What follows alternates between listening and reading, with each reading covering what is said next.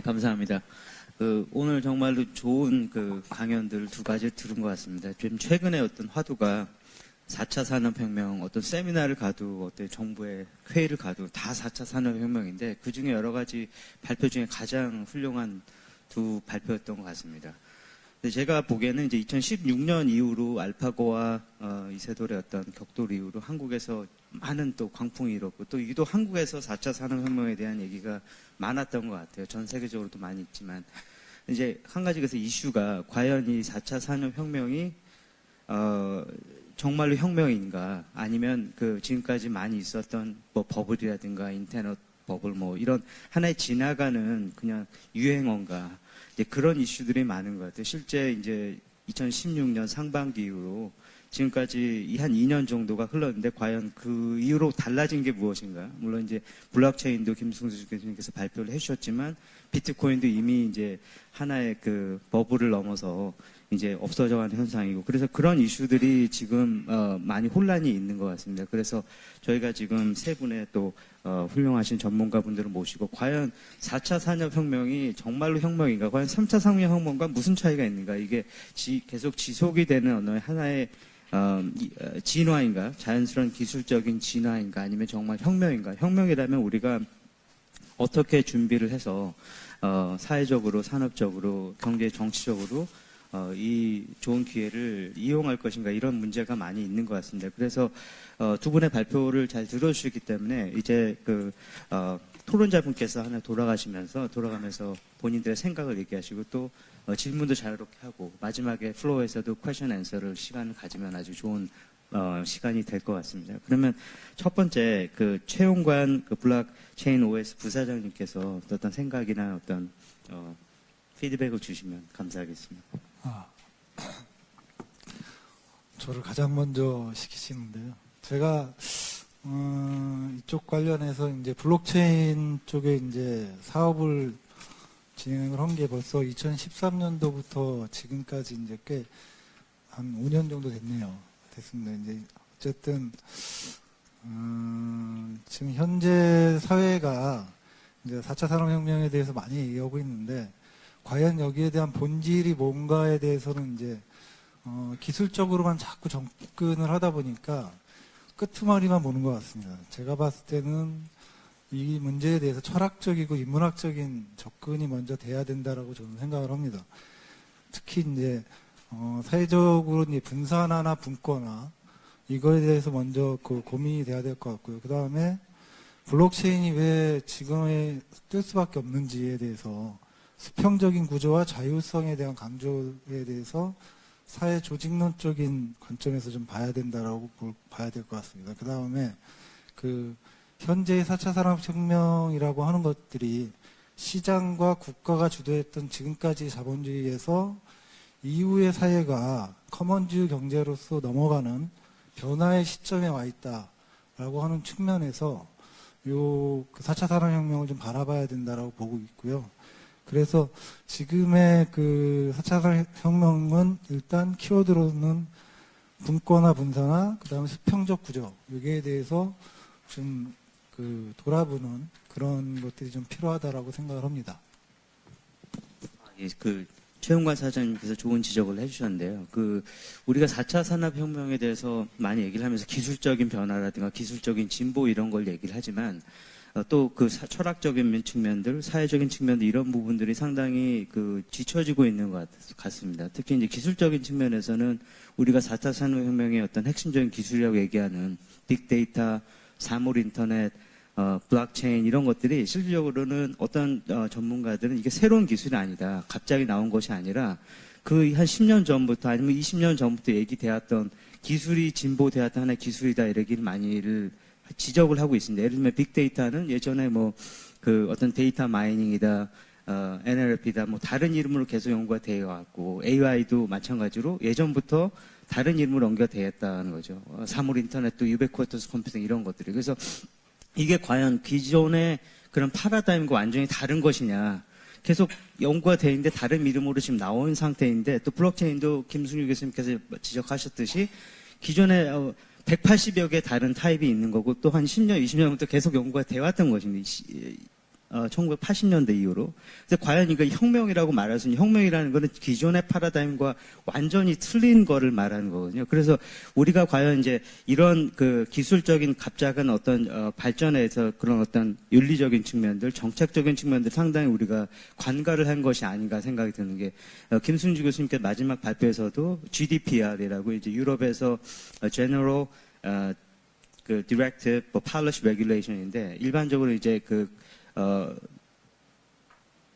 빅데이터라든가 블록체인이 형성이 되려면 데이터를 일단 많이 모아야 되는데, 개인의 어떤 동의 없이 많이 그 사업자라든가 어떤 업체가 끌어모은다는 거죠. 그래서 유럽에서 하나의 이제 그 제동을 건 게 유럽연합에서 어떤 그 데이터를 주는 어떤 그 권리를 거부할 권리, 그다음에 잊혀질 권리, 아니면은 이제 어떤 설명을 요구할 권리, 어떤 알고리즘이라든가 그런 거에 대해서 자신의 프라이버시가 침해당한 경우 왜 그런 알고리즘이 나왔는가, 그런 어떤 개인적인 어떤 굉장한 앞서간 개인적인 어떤 권리를 규정한 법인데, 유럽에서 이번 이제 2018년부터 발효가 돼서 모든 유럽 연합의 기업이라든가 개인이 그걸 다 적용을 받게 돼 있습니다. 그래서 그런 측면에서 아까 말씀하신 이제 최영관 부총장님이 말씀하신 거하고 그 알고리즘의 어떤 팔러시, GDPR 측면을 조금 김승주 교수님께서 그럴 때 좀 답변을 좀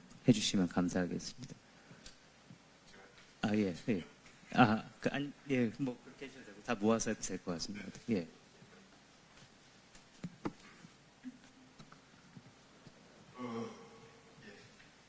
저는 좀 편하게 들으려고 했는데 갑자기 질문을 하셔서 사실 GDPR 개인정보보호법 관련한 문제들에 대해서는 유럽에서도 이슈를 제기하고 있는 겁니다. 그게 단번에 어떤 게 정해질 것 같지 않습니다. 왜냐하면 너무 강력하게 개인정보 보호를 요구하면 이제 사람이 위축되는 효과가 있고, 근데 그렇다고 해서 이걸 너무 풀어놓으면 이제 블록체인이 해소할 수 없으니까 그런 문제가 생기거든요. 그래서 다만 외국에서도 확실히 알고 있는 건 빨리 아무튼 어떤 가이드나 법제도를 고민해서 마련해 내야 된다라는 데는 어떤 공감대를 형성하고 있는 것 같습니다. 그래서 지금 유럽에서 분명히 그런 움직임이 있는 것 같고요. 그다음에 저도 그런 생각을 합니다. 어떤 블록체인이나 이런 것들이 있어서 큰 어떤 먼 미래, 어떤 그것의 이상향을 보고 가야 된다는 데 저도 그런 동의를 하고 있고. 근데 여기서 중요한 건,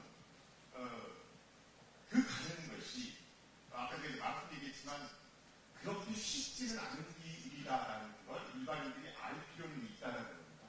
왜냐하면 그게 단단하게 올 것처럼 생각하고 있다가 그 신망감이 너무 커지면 오히려 산업을 죽이는 수도 있거든요.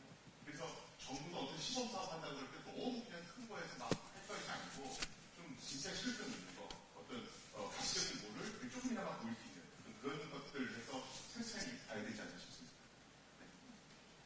예, 맞습니다. 그래서 그 알고리즘이라는 이제 알고리즘 기반의 어떤 서비스, 뉴스도 요즘에 자동 생성된 어떤 뉴스가 나오고 거기서 이제 충분히 어떤 그 윤리적인 측면들, 조작이 충분히 가능하고 또 그렇고 또 이제 개인적인 어떤 그 권리의 침해들, 프라이버시 침해들 그런 측면에서 유럽은 먼저 그런 어떤 법을 만들고 기술을 개발하는 약간의 그 메커니즘이 약간 틀린 것 같아요. 우리는 일단 기술을 먼저 개발하고 일단은 이제 그 마켓이나 사회에 내보낸 다음에 이제 트라이얼 어떤 문제가 있으면 보자 이런 식이고, 유럽은 먼저 이제 그런 어떤 윤리적인 측면들, 사회적인 측면들 그런 이슈들을 충분히 고려한 다음에 그 위에서 이제 나가는 그런 기술을 개발해 나가는 측면이 많은 것 같아요. 그래서 두 번째로는 어떤 그런 측면에서 정유신 서강대 기술경영대학원장님께서 좀 여러 가지 말씀을 좀 해주셨으면 감사하겠습니다. 예.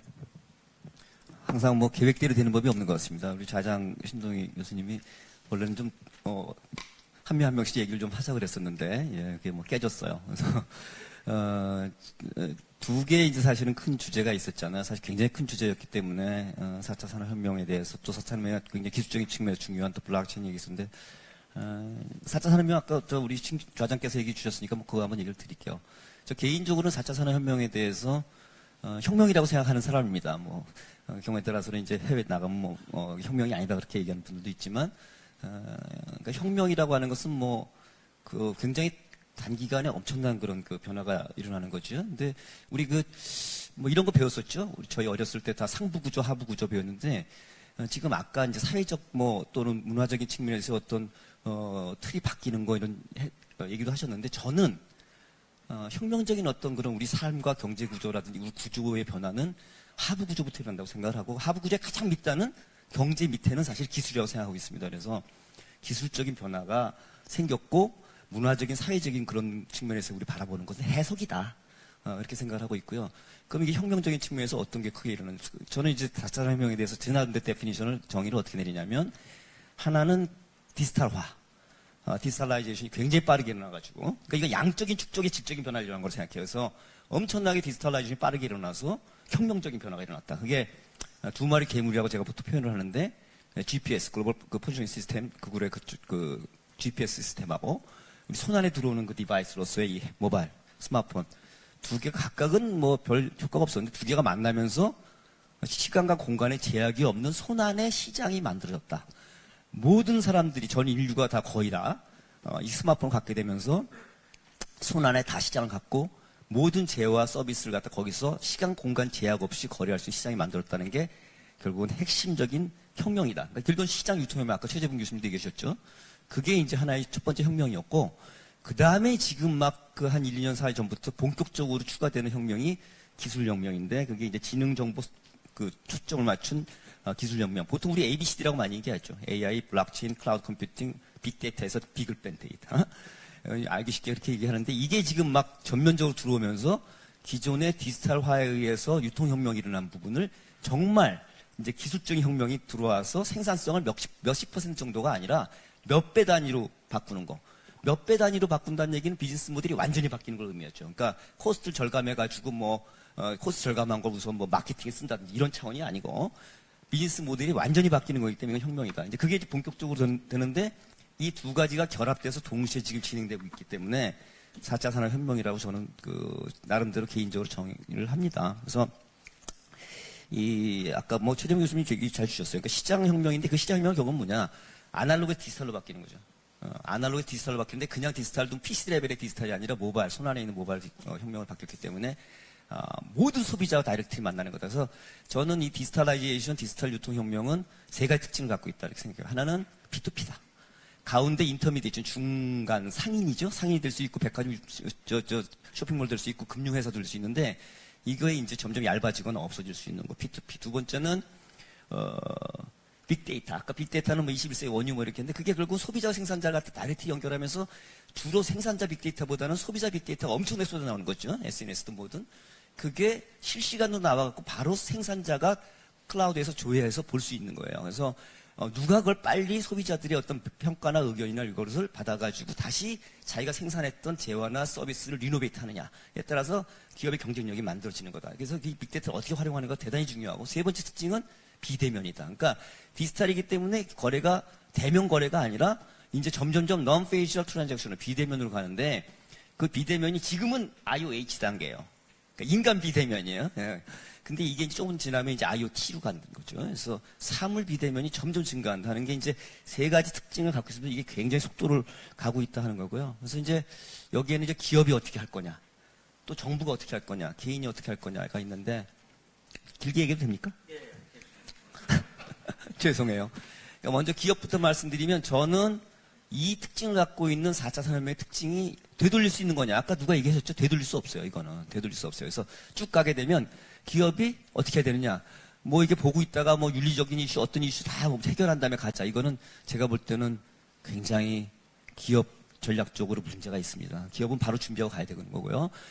그러면 아까 제가 디지털라이제이션의 뭐 특징이 몇 가지 있다 했는데 제가 볼 때는 디지털라이제이션 두 가지 특징을 들락하면 저는 레버리지하고 퓨전을 들고 싶어요.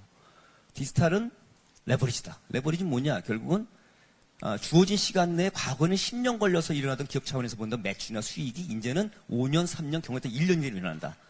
아까 유니콘 얘기하셨죠? 유니콘이 뭐죠? 비상장 기업이면서 스타트업이면서 별 볼 일 없는 매출이나 수익을 갖고 있는 그런 기업이 1조 이상으로 기업가치 평가를 받는 거잖아요. 그럼 왜 1조 이상을 평가를 받느냐? 뭐 페이스북이나 무슨 구글이 애플이 제정신이 아니어서 그렇게 평가를 하고 사느냐? 아니죠. 시간 공간의 제약이 없기 때문에 이제 이 기업 재화 서비스가 좋다면 옛날에는 10년 걸려 일어나던 매출이나 그 프로핏이 이제는 1년 내에도 일어날 수 있다는 거예요. 왜? 시간 공간 제약이 없으니까. 그 익스펙테이션 주식시장에서 받기 때문에 바로 유니콘으로 평가되는 거죠. 그래서 레버리지가 굉장히 커지는 거기 때문에 기업들은 앞으로 디지털 시대는 이 레버리지를 활용을 안 하면, 즉 시장의 확장성을 염두에 두지 않고 전략을 안 짜지 않으면 대단히 어려워진다. 그래서 디지털 시대에는 기업이 무조건 레버리지, 우리 같으면 이제 해외 나가는 거, 글로벌 연결하는 거, 이런 부분들을 해야 되는데 디지털 판하고 연결해야지 시간 공간 제약이 없어지겠죠. 그게 첫 번째고, 두 번째는 아까 유통혁명이 일어나고 그다음에 기술적인 ABCD 혁명이 들어온다 했잖아요. 이거는 되돌릴 수 없는 거고, 항상 어떤 새로운 기술의 변화가 일어나고 큰 그냥 자잘한 기술이 아니라 인프라 기술일 때에는 이 표준화가 이루어집니다. 글로벌 시장에서. 이 표준화에 동참하고 적극적으로 하지 않으면 안 된다는 거예요. 그래서 그런 쪽에 정말 키나 관심 갖고 뛰어들어야 된다 하는 말씀을 좀 드리고 싶고요. 퓨전은 뭐 이제 아까 디지털 피지락했지만 하시겠죠. 번들링 서비스 같은 거예요. 근데 카카오뱅크 같은 거 지금 했지만 그동안에 무슨 뭐 수수료를 깎아주고 UI UX가 좋고 뭐 이래가지고 지금 됐지만 앞으로 그 디지털 선상에서 퓨전 서비스를 갖다가 제공하게 될 때 또 다른 어떤 변화를 일으킬 수 있을 거라는 예를 한번 들어버리고요. 정부는 그러면 이런 4차 혁명 시대 뭘 해야 되느냐? 새로운 그 비즈니스 모델이나 새로운 기술은 그게 더 디스트럭티브 할수록, 즉 혁명적인 혁신적일수록 기존의 틀, 법, 제도, 인프라, 시장 관행하고 안 맞을 가능성이 많습니다. 그래서 이런 쪽은 좀 더 적극적으로 앞으로 그런 방향을 어차피 갈 거니까 좀 이거 갖다 키워줘야 된다. 그래서 지금 저희가 뭐 규제 샌드박스니 또는 뭐 규제 프리존이니 이런 거 갖다 만들게 되는데 정말 이게 말로만이 아니라 진짜 그 틀에 갖다 놓고 트라이앵글 에러 갖다 거쳐서 전체적인 코스트 대비 베네핏이 훨씬 크다면 우선순위를 정해갖고 그걸 과감하게 허용을 해줘야 된다. 그게 뭐냐면 선허용, 정책적으로 후보안 또는 후규제죠. 중국은 이미 그런 정책을 쓰고 있는데 그런 쪽에 좀 더 과감한 생각을 가져야 된다. 두 번째는 디지털 시대에는 제가 보기에는 기업들의 또는 비즈니스 모델의 회의기간이 대단히 짧아집니다. 조사하면 다 나와요. 그리고 융합기술에서 빅데이터에서 굉장히 기술 쫓아가는 그 속도가 빠르기 때문에 과거에는 어떤 기술 갖고서 10년, 20년 예컨대 먹고 살 수 있던 게 이제는 3년도 안 되는 거예요. 그러니까 M&A에 대한 시각을 완전히 바꿔야 되고 뭐 기술 유출 이런 게 아니라 경우에 따라서 적극적으로 팔아야 된다. M&A 해야 된다. 이런 생각이 있어야 되고 또 하나는 기업 생태계상으로 그 다음에 점프할 때 주춤주춤 하는 거예요. 왜? 새로운 투자를 했을 때 이게 옛날 같으면 10년 벌어먹고 살 수 있는데 이제는 3년도 못 가니까. 그래서 그런 쪽이 계속 끊임없는 창업과 어떤 생태계를 조성하는 노력이 정책적으로 굉장히 중요하다. 특히 뭐가 중요하냐? 창업 비용을 대대적으로 낮춰줘야 된다. 그거는 어떤 모아갖고 창업 비용을 낮춰주는 게 아니라 기술과 아이디어 갖다 공짜로 쓸 수 있는 그런 시스템 갖다 적극적으로 만들어야 된다. 빅데이터가 이제 그 대표적인 거고요. 두 번째는 시장을 만들어줘야 돼요. 그러니까 우리 정부가 시장 만드는 노력은 안 하세요. 그건 기업이 아니지 시장, 뭐 정부 할 일이라고 생각하시는 거예요. 근데 저는 과감하게 말씀드리면 이거는 아날로그 사고예요. 디지털 때는 아까 시간 공간 제약이 없이 글로벌로 갈 수 있다고 했잖아요. 정부가 디지털 플랫폼이라는 걸 적극적으로 아까 이게 나왔죠. 글로벌 마켓캡 시가총액으로 했을 때 1위부터 10위까지 했을 때 7개 내지는 기존에 따라서 8개가 다 디지털 플랫폼 갖고 있는 아이스텍 회사다 이렇게 얘기가 나왔는데 이거를 만들지 못하면 안 된다. 우리나라는 그나마 있던 G마켓이 이베이에 팔려버렸죠. 그러니까 이거를 적극적으로 만들어가지고 해외랑 연결시킬 수 있고 그것이 브랜드네임을 갖게 되면 가장 취약한 게 뭐죠? 중소기업하고 벤처기업이 브랜드가 없고 해외 유통망이 없어요. 암만 제품이 좋아도 잘 안 되는 거예요. 이거를 그 디지털 플랫폼 브랜드 유통망을 타고 전 세계로 갈 수 있게 해야 된다. 그러면 상당히 빠른 속도로 우리가 유니콘도 만들어 쫓아갈 수 있다. 그래서 이게 정부가 이런 쪽의 역할을 해주고 동시에 이제 개인을 보면 개인은 사실은 소비자 주권이 생기는 거죠. 그래서 굉장히 디지털 이쪽과 이 기술이 들어올 땐 좋은데 양극화가 일어나기 때문에 그 취약계층과 이런 그 실패계층이 나타나게 마련이에요. 그래서 이런 쪽에 정부가 좀 더 뭐 파이낸셜 인클루전 뭐 이렇게 보완하는 그런 것도 있죠. 그런 것들 갖다 적극적으로 만들고 때로는 개인만이 아니라 기업도 약한 거는 크라우드 펀딩이라든지 이런 걸 통해서 보완해주는 조치가 반드시 있어야 되고 또 하나 이제 잊지 말아야 되실 거는 아날로그 때는 수출입도 B2B다. 그러나 앞으로는 B2C로 간다는 거죠. 이미 우리 중국의 알리바바가 광군절 11월 11일 날 엄청나게 팔잖아요. 그래서 하루에 작년도 같은 건 매출이 40조였죠. 그중에 알리바바가 28조였는데 이게 결국은 개인이 선택하는 거죠.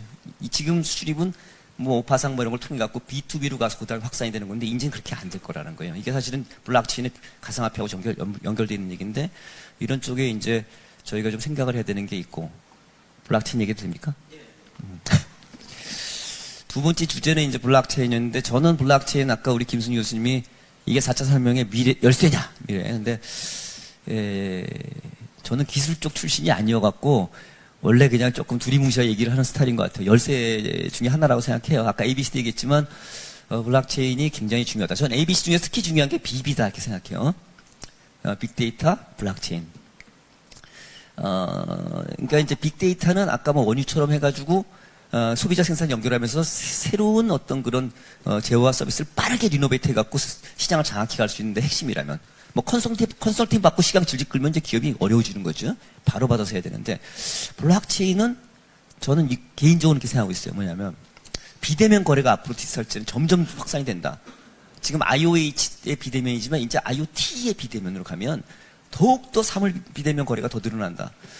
그러면 아까 우리 김수영 씨님이 얘기하셨죠? 이런 쪽으로 가게 되면은 만나서 하기도 조금 만나서 이렇게 해도 조금 좀 믿지 못하겠는데 이게 만나지 않고 그냥 비대면으로 거래를 하면 더 보안 이슈가 시리어스하다.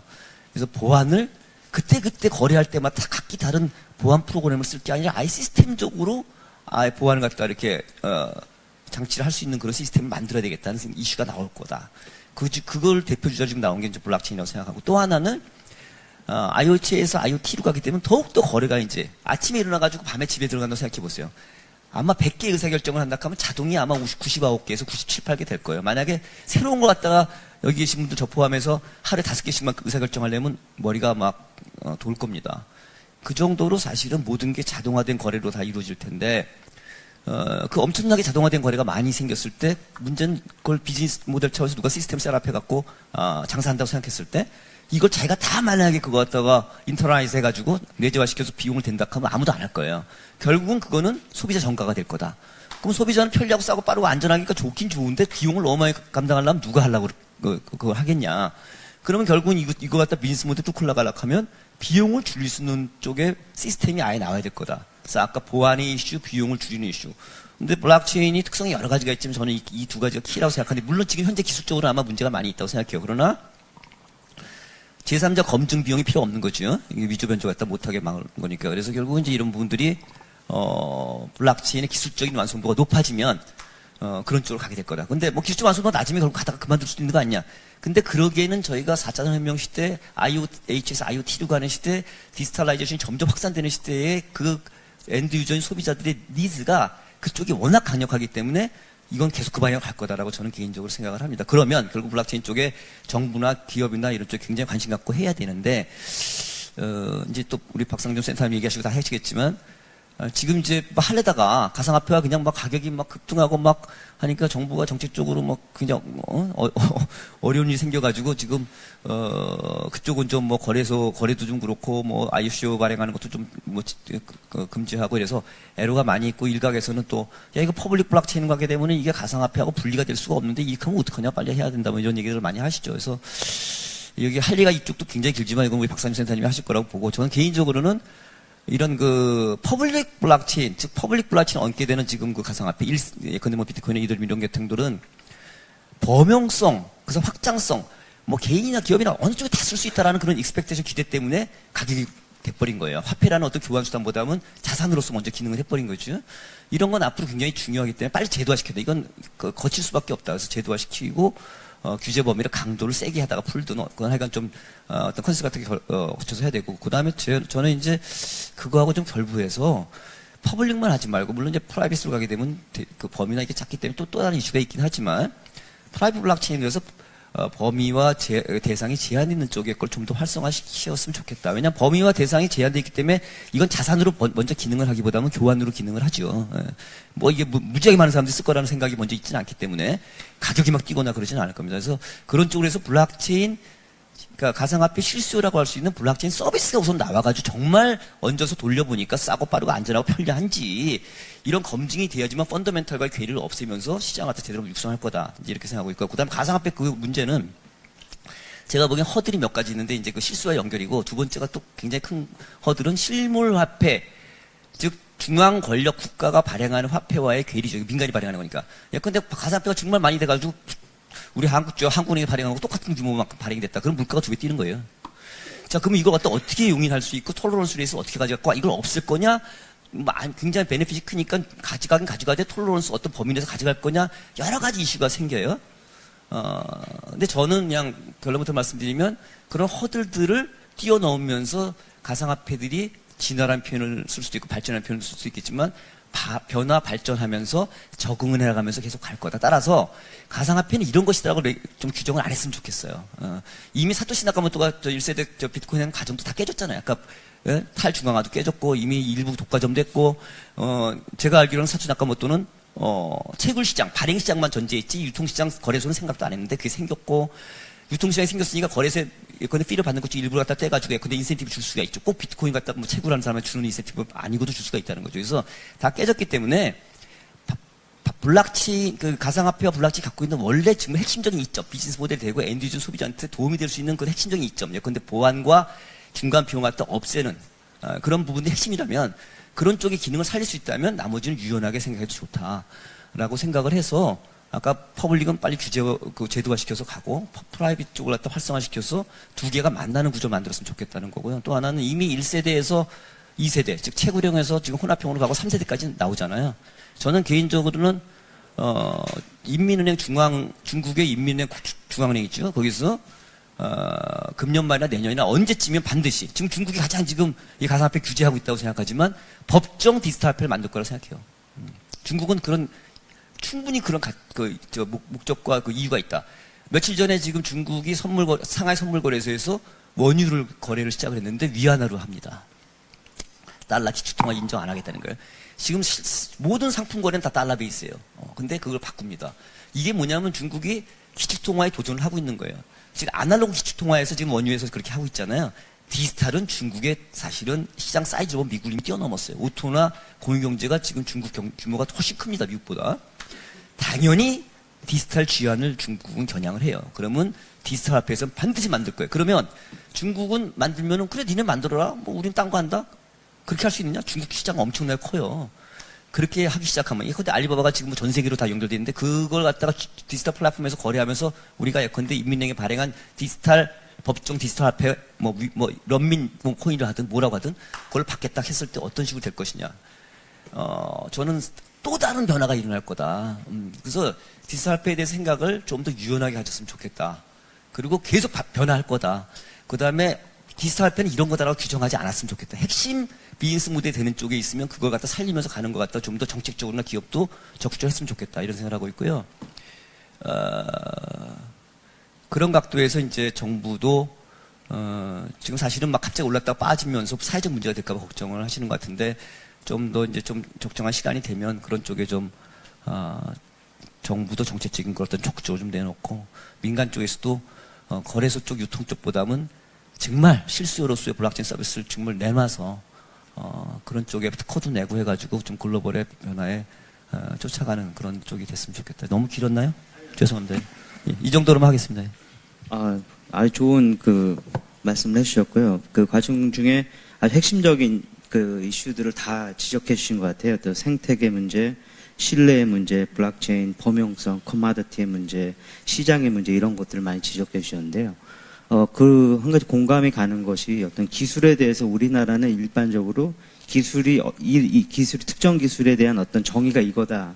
이런 어떤 정적인 정의를 많이 도출하려는 경향이 많은 것 같아요. 또 우리가 1차 산업혁명, 2차 산업, 3차, 4차 이렇게 나누는 것조차도 제가 이제 외국을 다녀보고 그러니까 그런 4차 산업혁명이라는 말 자체가 물론 이제 그런 변화는 진행이 되고 있는데 한국에서 유독 많이 4차 산업혁명에 대한 키워드를 많이 얘기하고 있어요. 제가 외국에 다니면 외국 사람 4차 산업혁명은 그 클라우스 슈밥이 그때 2016년에 세계 다 보고 얘기한 거다 이런 정도로 알고 있지 그거를 다 받아들이고 있지는 않는다는 거죠. 그래서 그런 이슈하고 제가 보면은 아까 교수님께서 말씀하셨는데 그 어떤 생태계의 문제, 생태계를 형성하는 건 당연히 중요하고 플랫폼 형성은 상당히 중요한데 그것이 어떻게 형성이 되는 것인가? 정부가 나서서 프로액티브하게 나서서 그걸 한다고 생성이 되는 것인가? 아니면 어떤 시장에 놔둬서 라제페어 같이 놔줘서 자발적으로 바텀업 좀 일어나게 하는 것인가 그런 이슈들.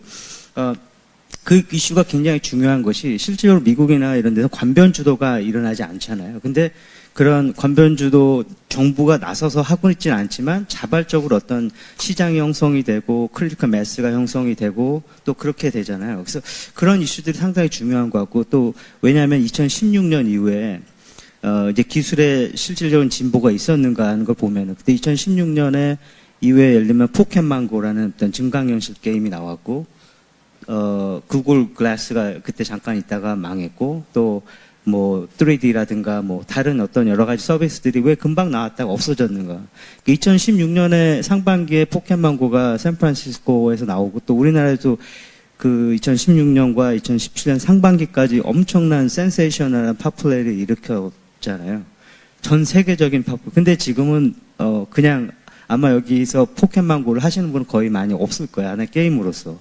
일상생활에서 즐기고 있는 게임으로서 하고 있는 사람은 없다는 거죠. 그래서 아까 김승주 교수님께서 설명하신 그 가트너의 그 그래프 있잖아요. 그 테크놀로지의 그 기술. 어떤 기술이든 처음 나면 그 조금 그 인기를 얻게 돼 있습니다. 여러 가지 마케팅이라든가 새로운 어떤 사람들이 새로운 서비스에 대한 환호하는 것도 이런 거 올라가다가 이제 쭉 내려온다는 거죠. 인기가 떨어지는 시간이. 근데 그리고 어느 순간에서 이제 좀 올라가서 플래토 어떤 변곡점에서 이제 쭉 가야 되는 그 서스테이너블티가 형성이 돼야 되는데 그 형성이 안 되고 포켓망고는 이제 다른 어떤 비즈니스 모델이 없고 그냥 이렇게 나간 거고 구글 글래스는 마찬가지죠. 구글 글래스 사람들이 처음에 나왔을 때는 굉장히 환호하고 좋은 서비스다 이렇게 했지만 없어졌잖아요. 하나의 웨어러블의 하나의 뭐 그런 기술의 발전에 하나의 서광을 비춘 방향성을 주는 어떤 그런 의미는 있겠지만 사용성이라든가 여러 가지 어떤 그 규제적인 측면도 많았고 그런 측면들이 따라주지 못했다는 거죠. 생태계가 형성이 못했다는 거죠. 마찬가지로 VR, 가상현실 여러 가지 애플리케이션은 되고 있지만 시장에서 한마디로 비즈니스 모델로서 아니면 비즈니스 모델이 아니라 사람들이 일상생활에서 받아들이는 어떤 서비스가 형성이 안 되고 있다는 거죠. 특히 이제 미디어나 저널리즘에서도 가상현실을 이용한 버추얼 리얼리티 저널리즘을 시도를 하고 있다는 거죠. 컴퓨테이셔널 저널리즘. 그러나 그것이 많은 사람들이 HMD를 이용해서 그런 서비스를 이용하지는 아직까지는 않고 있다는 거죠. 여러 가지 문제, 뭐 사용성의 문제, 뭐 경제적인 문제, 비싸기도 하고 또 버든의 문제, 여러 가지 문제가 있다는 거죠. 그래서 최재봉 교수님이 여러 가지 4차 산업의 밝은 미래를 많이 또 설명하시고 좋은 애플리케이션 서비스 사용했지만은 그것이 일상생활에서 사람들이 그냥 자연스럽게 받아들이고 그 안에서 여러 가지 플랫폼이나 생태 형성되기, CPND나 이런 다양한 요소들이 형성되기까지는 아직까지는 부족하다는 거죠. 그것을 그러한 생태계를 형성하는데 어떻게 해야 되느냐. 그런 킬러 애플리케이션이나 킬러 답은 없는 거죠. 우리 같은 경우는 이제 전통적으로 우리나라 사회에서는 우리나라 정부는 전통적으로 프로액티브한 굉장히 인터비닝한 어떤 그 공격적이거나 아니면 굉장히 프로액티브한 역할을 해왔죠. 이제 정부가 여러 가지 레귤레이티 브레이크라든가 여러 가지 그것이 성공한 케이스도 있고 이제 그 근대화 사업에서는 어떤 IT라든가 굴뚝산업에서 성공한 측면이 분명히 있지만 과연 혁명이라고 치면은 3차 산업혁명과 4차 산업이 다를진데 그러면 정부가 나서서 이렇게 큰 어떤 그 예를 들면 4차 산업혁명의 이런 부분들을 해라. 그래서 많은 대학의 교수들도 지금 연구 제안서 쓸 때 다 정부가 개안한 그것만 한다는 거죠. 어떤 전문가는 정부가 나서서 4차 산업혁명 이거고 이런 기술을 해야 된다고 정하는 순간 이미 끝났다는 거죠. 4차 산업혁명 이미 진행이 되는 거 굉장히 오픈되어 있고 계속 진행되고 있는데 이게 4차 산업혁명, 이게 4차 산업혁명 기술이라고 정하는 순간 이건 4차 산업혁명을 오해를 저해하는 거다. 그러니까 교수님께서 말씀하신 게 가장 공감이 갔던 거예요. 어떤 기술을 정의하려고 하지 마라. 예를 들면 빅데이터와 예전의 데이터 마이닝 뭐가 차이가 있는가. 뭐 사물 인터넷과 예전에 뭐 얘기가 되었던 스마트시티나 뭐 유베쿼터스 컴퓨팅 뭐가 차이가 있는가. 다르게 얘기하는 거 아니에요. 그러면 이게 4차 산업혁명 얘기가 됐다가 한 5, 6년 지나고 아니면 새로운 정부가 들어서면 또 다른 어떤 이슈가 나올 텐데 그러면 그때는 또 다른 어떤 이렇게 폴리티컬 슬로건이 아닌가 이렇게 생각이 듭니다. 이제 그런 소셜 코스트가 상당히 많다는 거죠, 이제. 그래서 미국이나 유럽에서는 그런 어떤 관변 주도라든가 이런 폴리티컬 슬로건에서 주도가 되는 것이 아니라 발음업적인 측면에서 실질적으로 사용자가 사용하기 편한 서비스가 이제 그 시장에서 마켓에 다미넌트가 되고 그것에 따라서 이제 CPND가 형성이 되고 그 관련 어떤 팔러시나 이런 것들이 나오고 이렇게 자연스러워 형성이 되고 있다는 이제 되죠. 그래서 그런 측면도 우리가 많이 좀 생각을 해봐야 될 측면 같고요. 그래서 그런 측면에서 그 박성준 동국대 블록체인 연구센터장님께서 한번 좀 좋은 말씀을 부탁드리겠습니다.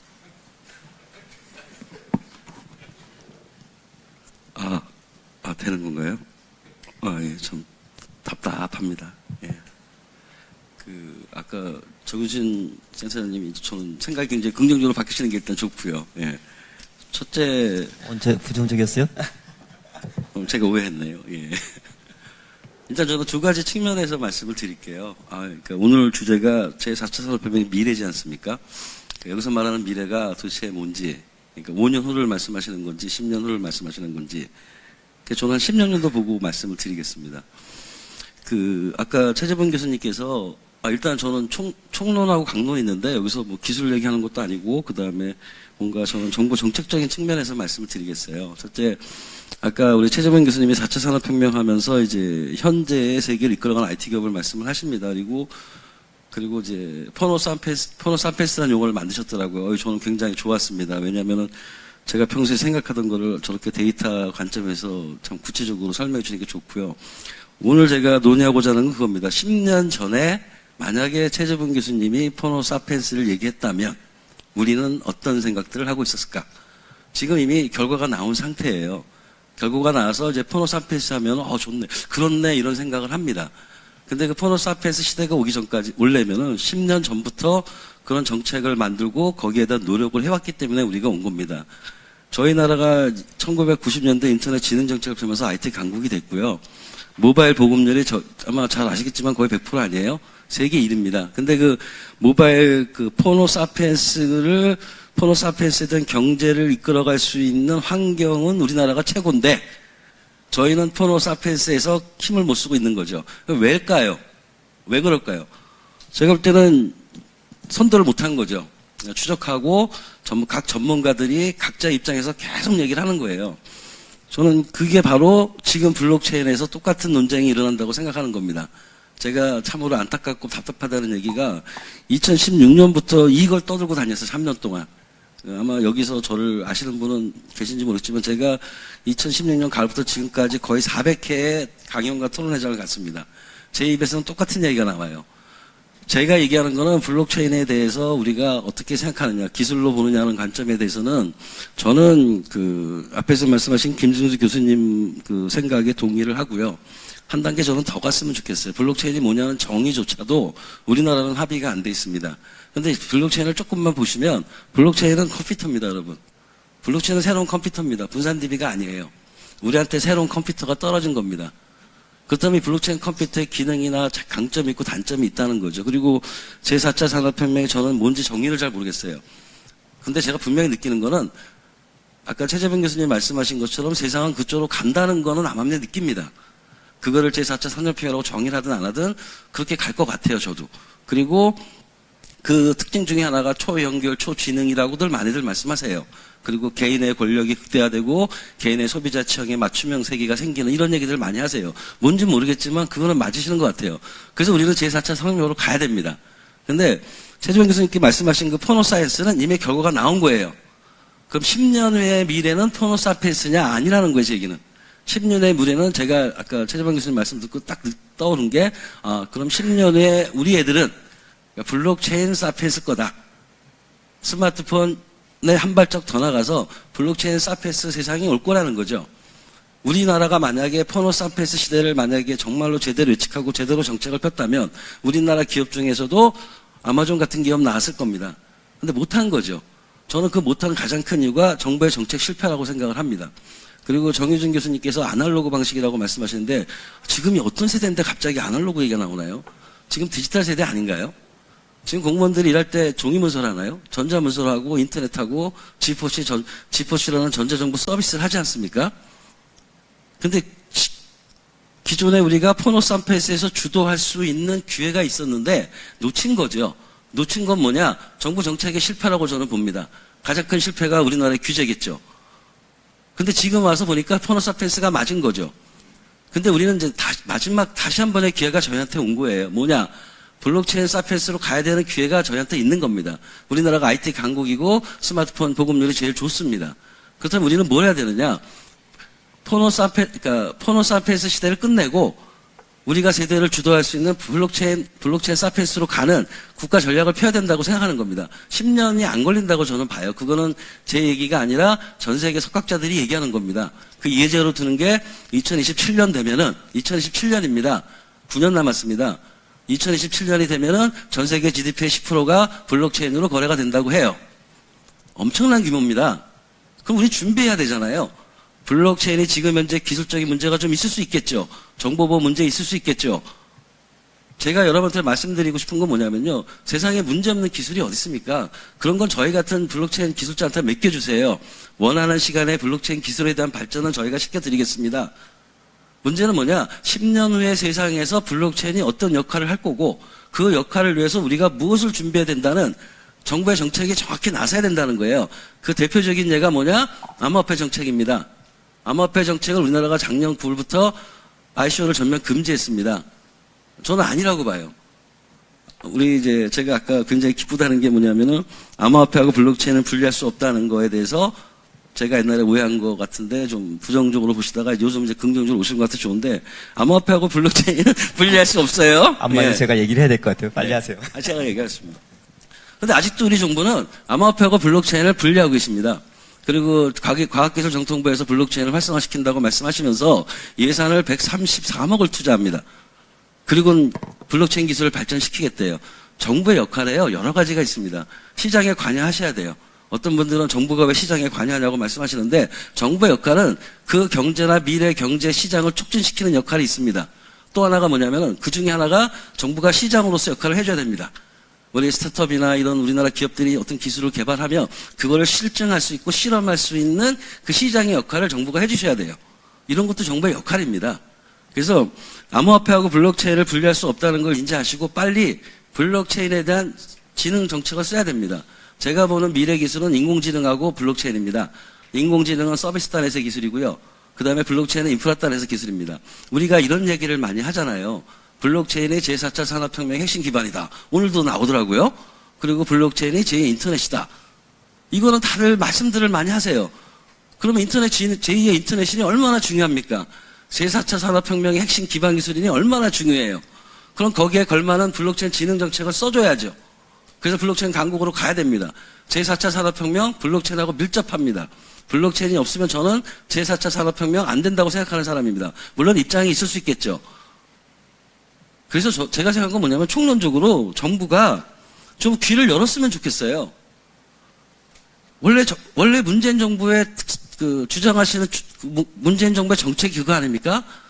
투명하고 신뢰스러운 나라, 더불어 함께 잘 사는 나라, 소통이 잘 되는 정부. 근데 이상하게 소통을 안 하세요. 국민청원 제도가 돼 있다고 소통이 되는 게 아닙니다. 국민청원 제도를 해가지고 어떤 결과가 일어나면 그 결과에 대해서 어떤 과정을 거쳐서 어떤 결론이 나타났는지에 대한 투명성이 없어요.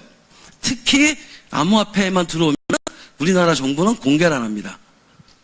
국무총리실에 국무조정실에서 해가지고 뭐 암호화폐에 대한 정책에 대한 암호화폐 정책 TFT를 만든다고 하세요. 제가 아는 바는 아직도 안 만들어졌어요. 굉장히 시급한 일인데도 불구하고 이게 제가 보는 우리나라 블록체인 정책의 문제라는 거예요. 아까 예산 드리는데 인공지능 중요하다고 생각하시죠? 중요합니다. 빅데이터도 중요합니다. 그래서 거기에 수천억을 넣는 거예요. 근데 그 중요한 블록체인에 대해서는 143억을 넣어요. 그리고 나서는 블록체인을 활성화시키신대요. 저는 잘 답답해요. 그래서 오늘 우리가 이 영암뉴스 TV에서 이런 좋은 자리를 만들었으면 제4차 산업혁명의 미래에 대한 어떤 나름대로의 전략이 나와야 되는데 그 전략적인 얘기가 제가 볼 때 아직 안 나오시는 것 같아요. 그래서 저는 제4차 산업혁명 해야 됩니다. 그 정의가 어떻게 됐든 제가 볼 때 인공지능, 빅데이터, 심지어 퀀텀 컴퓨터까지 해야 됩니다. 하지만 거기에 못지않게 제2의 인터넷이라는 또는 블록체인의 제4차 산업혁명의 핵심 기반 기술이라는 블록체인에 대한 정부의 전략을 좀 재현하는 자리가 좀 있었으면 좋겠어요. 그런 자리, 제가 여기를 그런 자리로 보고 지금 말씀을 드리는 겁니다. 그래서 블록체인에 대해서 좀 오해를 좀 안 했으면 좋겠고요. 그리고 블록체인에 대해서 단순하게 생각하지 않았으면 좋겠습니다. 블록체인은 컴퓨터예요. 새로운 컴퓨터. 그리고 새로운 스마트폰입니다. 그래서 아마 얼마 전에도 나왔을 거예요. 중국에서 블록체인 스마트폰을 개발했다. 무슨 뜻일까요, 그게? 그게 무슨 뜻일까요? 블록체인이 블록체인 스마트폰을 만들었대요. 블록체인 PC를 만들었대요. 그게 무슨 뜻일까요? 앞으로 스마트폰은 블록체인 스마트폰으로 바뀐다는 뜻 아닌가요? 앞으로의 PC는 블록체인 PC로 바뀐다는 뜻 아닐까요? 그리고 아까 그 포노 사피엔스에서 제가 블록체인 사피엔스로 간다는 얘기가 왜 제가 이런 말씀 드리냐면은 우버 AMB를 포노 사피엔스 아마존의 그 상징이라고 말씀하시는데 그 사람들이 돈을 벌죠. 저희가 돈을 버나요? 그 사람은 혼자 그래서 소위 말하는 부의 불균형도 생기는 거 아닌가요? 우리나라 정부의 첫째 정책이 뭡니까? 불평등을 해소하자는 거 아니겠습니까? 그래서 나오는 게 공유경제도 나오는 거 아니에요? 저는 우버나 A&B 별로 좋아하지 않습니다. 내 데이터를 가지고 그 사람들이 돈 벌어요. 저희들 데이터인데. 블록체인은 그런 걸 용납하지 않는다는 거예요. 우버나 블록체인을 탈중앙화시켜서 우리 모두가 함께 잘 사는 공유경제. 그게 블록체인의 이상이에요. 그렇다면 해야죠. 그래서 제가 그냥 하고 싶은 얘기 많은데 일단 요 선에서 끝을 내도록 하겠습니다. 예. 이제 제가 자꾸 또 근데 뭐 아까 얘기하셨으니까 지난번 어디 토론에서 한번 좀 얘기가 그래서 저는 뭐 이런 블록체인이나 그러니까 블록체인은 뭐 다 지금 적극적으로 해야 된다는 거고 가상화폐에도 반대하거나 그런 건 아니고요. 좀 더 이제 세분화시킬 때가 됐다. 아니 총론만 얘기할 때가 아니잖아요. 그러니까 퍼블릭하고 프라이빗 좀 구분해서 좀 다양화시켜야 된다는 그런 말씀을 좀 드린 거고 정부는 좀 가급적이면 빨리 좀 제도화시켜야 되는 게 맞는데 그러면 이제 중국 같은 경우에 좀 보세요. 저 IOC도 발행금지 시켰고 지금 거래소도 뭐 잠정적으로 폐쇄했고 뭐 이랬는데 지금 중국이 예컨대 2014년에 그 특허를 보게 되면 국제 특허를 보게 되면 두 개국 미국이 150개였는데 지금 작년도에 미국을 훨씬 앞질러고 블록체인 지금 특허가 400개가 넘어요. 미국이 한 360개 되고 ICO 다 발행 금지하고 다 했는데도 그리고 알리바바가 이미 알리바바 아시죠? 글로벌 지금 플랫폼 갖고 있어요. 걔네들이 예컨대 뭐 아까 엄청나게 막 매출 올리지만 짝퉁이 뭐 40% 이런 얘기 많이 했단 말이에요. 근데 블록체인을 갖다 올해부터 도입을 해가지고 그거 닉네임 다 없애고 있어요. 그러니까 사실은 기술 개발과 이 세컨더리 마켓 쪽에서의 가상화폐가 반드시 일치적이 되는 건 아니다. 그러니까 정부는 빨리 그거 갖다 제도화시키고 해야 되지만 기업과 우리 기술 쪽 담당하시는 분들은 빨리 그런 거를 개발해서 블록체인 서비스 연결하고 특허도 내고 빨리 하셔야 된다. 이제 그런 말씀을 드리고 싶은 거고요. 네, 그다음. 그 얘기를 제가 간단하게 할게요. 다들 그 말씀을 많이 하시는데 일단 제가 이제 이쪽 분야에 이제 사업을 하니까 실제적으로 그 산업 현장에서 부닥치고 이제 이러는데 저희 같은 경우에도 ICO를 작년에 했습니다. 작년에 했는데 저희가 재단을 스위스에 두고 했습니다. 우리나라에서는 실제로 암호화폐를 발행해서 ICO를 할 수가 없습니다. 환경 자체가. 그 다음에 지금은 스위스에서 이제 싱가포르로 많이 옮겨왔습니다. ICO 하는 게. 많이 옮겨왔고, 암호화폐에 대한 정의가 아직까지 전 세계적으로 스위스나 혹은 아니면 싱가포르 이외에는 정의가 되어 있지 않습니다. 일본이 이제 좀 어느 정도 정의가 되어 있고 법제화가 되어 있습니다. 근데 우리나라 같은 경우에는 얘기는 이미 작년부터 많이 나왔지만 아직까지 암호화폐가 뭔지 그리고 블록체인이 뭔지에 대한 법적 정의가 정확하게 되어 있지 않습니다. 그럼에도 불구하고 ICO에 대해서는 금지한다고 합니다. 금지 이거 법적으로 할 수도 없습니다. 법적 근거도 없습니다. 사실 그냥 하면 됩니다. 그리고 실제로 그냥 하고 있습니다. 다들 불법적으로 하고 있습니다. 지금 현재. 지금 산업적인 현장에서는 사실은 이 암호화폐나 블록체인 관련된 사업을 하는 사람들은 다 불법적인 행위들을 하고 있습니다. 그런 행위들을 하면서 실제 산업들을 발전을 시키고 있습니다. 우리나라 정부에서 아까도 잠깐 얘기하셨는데 저보고 아까 좀 세게 얘기하지 말라고 하셨는데 저보다 더 세게 얘기하셨는데 예.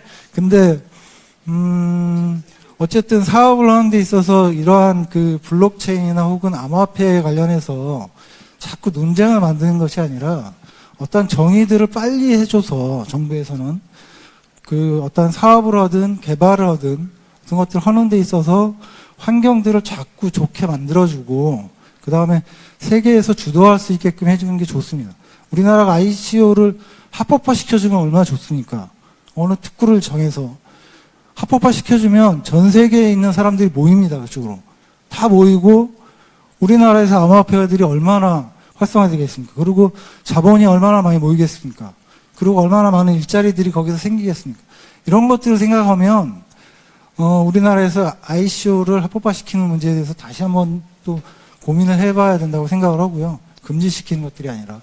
그 다음에 블록체인에 대해서도 암호화폐와 관련해서 그 끈끈하게 이렇게 이어져 있습니다. 다 그런 것들을 다 무시하지 말고 좀 산업 현장에 있는 그대로의 모습들을 그냥 지금에 있는 것들을 그대로 놓고 좀 인정하는 그런 자세로 좀 정부나 아니면 시장에서 좀 이렇게 좀 봐줬으면 좋겠습니다. 그 벤처기업들도 저희는 생긴 지 얼마 되지 않은 회사지만 작년에 ICO를 해가지고 700억 정도의 그 자금들을 모았습니다. 전 세계 92개국에서 참여를 했고, 그 다음에 세계적으로도 100개 안에 영향력을 끼치고 있는 회사입니다. 저희 회사가. 그러니까, 근데 우리나라에서는 잘 모르죠. 블록체인 OS에 대해서. 잘 모르지만 전 세계 100위권 안에 드는 블록체인 회사입니다. 이런 걸 보면 좀 우리나라에서 좀 전향적으로 여러 가지 하는 것에 대해서 좀 바라봐 주셨으면 하는 게 저희 생각입니다.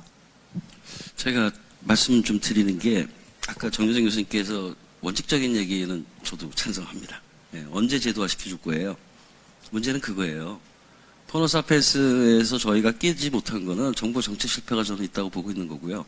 저는 이제 블록체인 사펜스라는 용어를 최재범 교수님 얘기 듣고 만들었는데 정부가 제도적으로 만들어야죠. 연구하신다고 합니다. 그럼 어떤 연구를 하시는지 공개하셔야죠. 무슨 연구를 하는 건지. 그리고 어떤 시장을 갖다 활성화시키기 위해서는 그 정부 정책에 대한 어떤 예측 가능한 정책 일정이 나와야 돼요. 그래야 업체들이 거기에 맞춰서 시장을 키웁니다. 그리고 아까 정유정 교수님이 뭐 업체들 보고 킬러 어플리케이션, 킬러 콘텐츠 만드시라고 하는데 만들게 해줘야 만들죠. 제가 100m, 저는 이런 표현을 씁니다. 100m 달려가지고 세계 1위를 하고 싶은데 정부가 돼서 발바닥을 잡고 있어요. 그리고 하시는 말씀이 왜 1등 못하느냐. 1등 하면 우리 키워줄 텐데. 저는 좀 극단적으로는 그런 얘기를 드리는 거예요. 그래서 지금 제4차 산업혁명을 우리가 4차 산업혁명이라고 혁명위원회가 생겼습니다.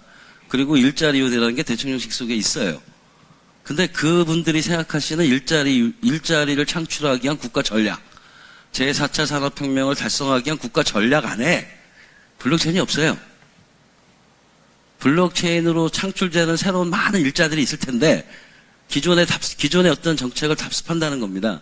제4차 산업혁명의 핵심 기반 기술이라고 정부도 말씀을 하시면서 제4차 산업혁명의 국가 전략에 블록체인이 그냥 단어만 몇 개 들어가 있습니다. 그리고 그분들이 추진하시는 모든 전략 추진 계획에 블록체인은 빠져 있어요. 저는 분명히 잘못됐다고 생각하는 사람입니다. 그래서 좀 이런 걸 계기로 좀 정부가 블록체인과 암호화폐에 대한 올바른 인지를 바탕으로 좀 이제는 좀 이렇게 좀 제대로 된 어떤 전략이 좀 나왔으면 하는 게 제 바람으로 나온 겁니다. 예. 예, 우리 박성준 센터님하고 같이 하면 참 얘기를 제가 한 번 하고 보통 끝내는데 자꾸 여러 번 되게 좋은 것 같아요. 그러니까 이제 정부가 이런 제도화 규제 틀을 만드는 게 제도화일 수 있죠. 그래서 그런 부분들은 서둘러도 개인적으로 이제 유통시장하고 발행시장 중에 어느 게 더 중요하냐? 저는 발행시장이 더 중요하다고 생각해요. 유통시장은 사실은 주식시장에서 우리 보듯이 밸류에이션 아비트로지 하는 거고 서로 다른 생각 갖고 있는 사람들이 거래하는 것에 불과한 거고 발행시장이 사실은 자금 조달을 통해서 고용도 하고 새로운 생산을 갖다 일으키는 거죠. 물론 투자하신 분들한테 유통시장이 굉장히 중요합니다. 그러나 그래서 세컨더리 마켓인 거고 프라이머리가 아닌 거고요. 그런 관점을 볼 때는 ICO가 사실 더 중요하죠. 그래서 ICO 이런 부분들은 중요한데 그래서 좀 그런 쪽을 빨리 제도화시키고 해야 된다. 이제 그런 생각을 저도 갖고 있고요. 근데 아마 정책적으로는 굳이 뭐 얘기하면 여러 가지 이슈가 있을 거라고 봐요. 그러니까 뭐 저도 이제 그 화이트 페이퍼 뭐 잘은 모르지만 뭐 중국에서도 많이들 오니까 봅니다. 그러면 이게 코인으로 발행해야 되는 건가, 쉐어로 주식으로 발행해야 되는 건가 헷갈리는 것들도 굉장히 많고, 물론 이제 그런 것들이 빨리 육성이 되면 이제 구분이 되겠죠. 그러나 이제 그런 이슈들이 있다. 정부 정책적으로 어느 시점 딱 잘라봤을 때 일국의 한 나라의 한 시장의 돈은 정해져 있죠. 그 정해진 한쪽으로 확 쏠렸을 경우에 우리가 뭐 근데 코스닥도 활성화시켜야 되고 막 이랬을 때 자 이걸 어떻게 균형을 잡을 거냐 이런 이슈도 사실 있는 거고요. 여러 가지 이슈들이 다 있어요. 그래서 그런 부분에 좀 균형 감각을 갖고서 정부가 이제 정책을 좀 펴줘야 된다 이제. 코인을만 다가가고도 좀 안 되는 거 아니에요? 그러니까 이제 그런 부분도 있고 또 원래 코인 발행은 사실은 블록체인 알고리즘에서 경쟁력이 있는 것들이 발행을 해야 되는 거죠. 그냥 벤처 펀더멘탈 갖고 있는 비즈니스 모델이 그 코인으로 발행하는 그런 것은 좀 다른 얘기잖아요. 그러니까 이제 그런 부분들에 대한 우리 생각도 좀 균형감을 갖고 있어야 되고, 아직 그 생각 부분들이 굉장히 많이 있어요. 그래서, 근데 뭐 6월 14일 날, 공교롭게 그게 지방선거 다음 날이긴 한 것 같은데, 뭐, 듣기로, 블록체인 글로벌 뭐 세미나도 있다 하고 그러니까, 아마 이제 그런 정도 이유가 되면은, 나름대로 이제 좀 의미 있는 게 되지 않겠느냐. 근데 저는 개인적으로는, 저희가 좀 규제 제도화시키는 타임을 좀 약간 놓쳐서, 전향적으로 나가지 못한 그런 측면이 좀 있다. 그죠? 사실은 우리 박사님 말씀하신 건 맞아요. 빨리 해야 되는데, 그랬다가 폭락하거나 그래갖고 뭐 저번에 이제 아주 안 좋은 개인적인 일도 생기고 이러다 보니까, 사실은 이제 정치적으로 못하는 부분들이 있죠. 그래서 그런 부분들을 좀 빨리, 좀 경제적인 논리에 좀 더 입각해가지고 사회적 정치적 논리도 있으니까 그런 수는 있을지 모르겠지만 좀 더 빨리 좀 해나가야 저희가, 글로벌 경쟁력에 뒤처지지 않고 간다. 이제 이런 말씀 드리고 싶습니다. 마지막으로 딱 한마디만 더 하면은, 아까 최재범 교수님이 저희한테 가르쳐 주셨잖아요. 왜 우리들 입장에서 애들을 가르치냐고요. 포노사피엔스가 뭐예요? 애들 입장에서 봐야 된다는 거 아닙니까? 우리 배웠잖아요. 근데 블록체인을 볼 때 왜 지금에 있는 경제 생태계 관점에서 바라보시냐는 거예요, 제 얘기는. 미래 경제 생태계 관점에서, 그러니까 입장의 시각을 바꿔달라는 얘기예요, 제 얘기는. 아까 그랬잖아요, 최재범 교수님께서. 게임하는 게 우리를 볼 때는 안 되니까 조심해라. 그래서 싹다 혼자 만들고 하지 않습니까? 똑같은 실수를 우리는 또 하고 있다는 거예요, 제 얘기는. 그럼 블록체인 관점에서 미래 입장에서 생각을 해달라는 거예요. 물론, 혁명이시라며요.